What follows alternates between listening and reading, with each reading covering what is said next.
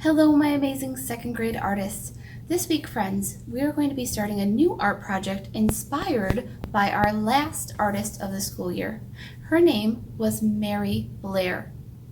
We're going to take a quick look at some of Miss Blair's artwork, and I'm going to teach you a little bit about who she was as an artist and why we are going to be making some castles inspired by her.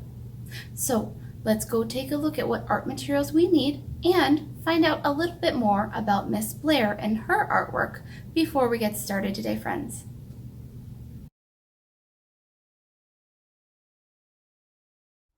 Mary Blair was an artist, animator, and designer, originally from Oklahoma. During her life, she did work for the Walt Disney Company on animated films such as Cinderella, Alice in Wonderland, and many others, creating concept art. Today, I would also like to look at some of her other artwork, particularly her castles. Please take a look carefully at the different designs, patterns, colors, and variety that she used to make her castles. Notice also how the different designs almost look like they are in boxes, as if the castle was built brick by brick or block by block. Now it's time to go ahead and start designing our castle today, friends. There's 3 pieces of paper in your art folder. The first has just some very light, straight lines on it on both sides. The next 2 pieces have some words and some pictures of some different designs and things that we could add to our castle today. So we're going to go ahead and use some of these as inspiration. As always, though, you do not have to make your castle using any of these. These are just some of the designs and other details that Miss Blair would use in her artwork. So we can go ahead and set those off to the side for a moment.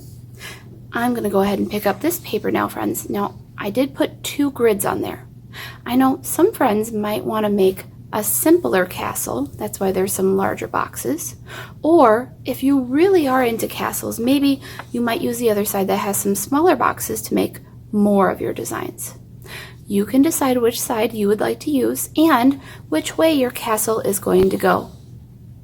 Just as an example, here is a castle that goes up and down, and here is an example of a castle that goes side to side. That way you can kind of see the layout and how it might look different depending on which way you want your castle to go.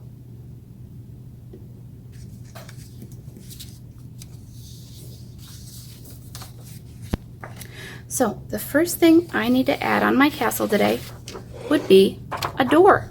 I need to decide where and how to best get in there. Again, there are some examples of doors over here, and you notice each door is placed in a square box, just like the squares that you have on your paper. So I'll go ahead and pick one of these doors, maybe that one for example, and I'll draw it on one of my squares today. Again, maybe I might change some things and make my door different, or I could use the door that is right there and copy it myself. So there's my door. Another thing that we would like to add to our castle today would be some windows. Inside of a castle, it's very dark. Sometimes we could put candles in there or other lights, but it's always nice to have some windows to let in some natural light as well. And once again, you can either use these windows here or create your own, but please place 2 windows on your castle. Whereas my door had to be on the first layer, my windows could be on any of the upper layers except for the very top, my friends. We're going to save that top row for some domes and spires. So I'll go ahead and pick 2 windows today. I think maybe I'll put one over here.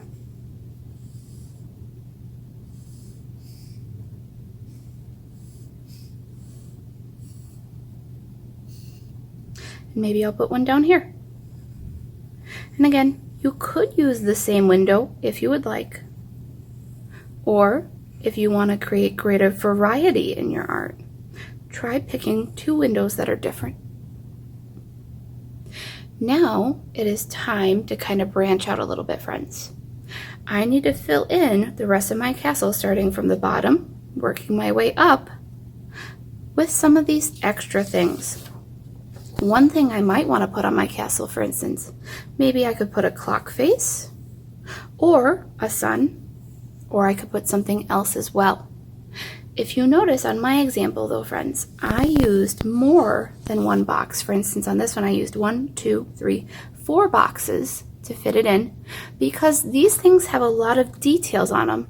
They would be very difficult to draw in just one small box. So you can decide if you would like to add one of these things, but you don't have to. If you don't choose to add those, then you can go straight to this page and start looking at some of the different designs that you could add to your castle.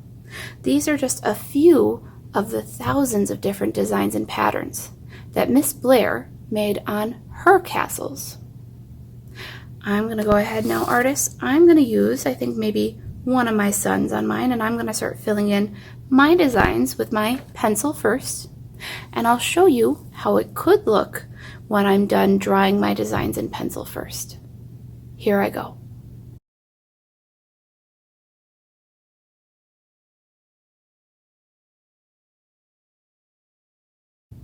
Now once I get to the topmost row, I want to start thinking about how I'm going to finish off the top of my castle. One way I could keep adding a few more designs if I would like, or I could also start thinking about adding some domes and spires as well as my castle line to finish off the top of my artwork. For example, how I finished off the here at the top with domes and spires and my castle line. So I might go ahead and go back to my other piece of paper, flip it over, and again, here are the domes and spires. I could put even maybe like the same one at each end to make it symmetrical if I wanted to. Or again, if I like variety, maybe I'll make them all different. And again, I can decide how I do them and I can change them up. Sometimes mine even come up into a box a little bit above it, and that's okay as well. But I'll finish up the roof of my castle by maybe making some different lines, like a castle line, maybe some domes and spires.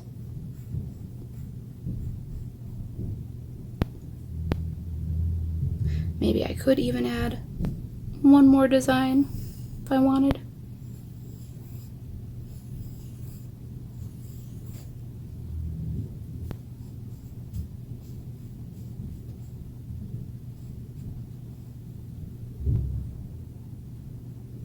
Again, it's totally up to you how you finish up your castle today, friends.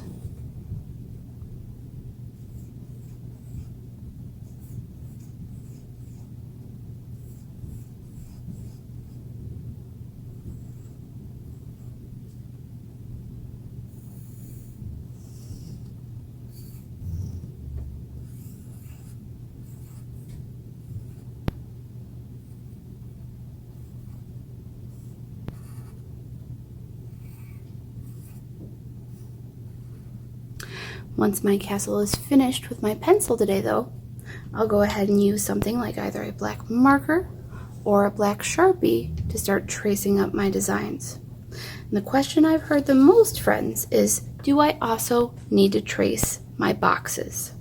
And the answer is yes, to help us with coloring. So for instance, I know the very bottom of my castle, all of my boxes have different designs or doors in them. So I can go right around those boxes. However, in the middle where my sun is, I wouldn't want to go through it. I would just want to go around it in that big box that it is first. Same thing with my domes or spires. I don't want to trace the box that's around them because it might go through them. Instead, I'll trace any boxes below them, and then when I get there, I'll only trace themselves. So one last time today, friends, I'm going to go ahead and speed up my video just to show you how it could look when you are finished tracing. Again, please take your time during this step and make sure that you get all of your pencil lines.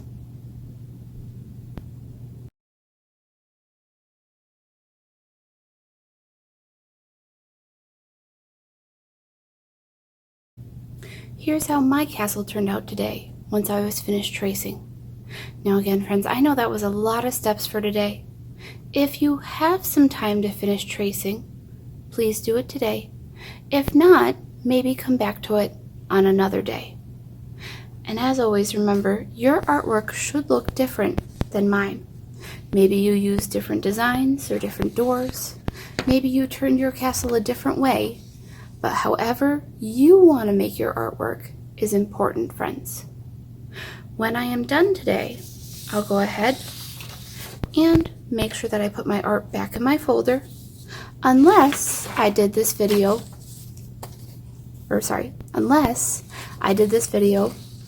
wow, I really can't talk. Unless I did this lesson with the video, in which case I will go ahead and take a photo on Seesaw and turn it in, please, friends. Once I have that done, I'll put it back in my art folder for next week, so that way we can start coloring it in. For now, I'll go ahead and say my BYE, and as always, have fun creating, my friends.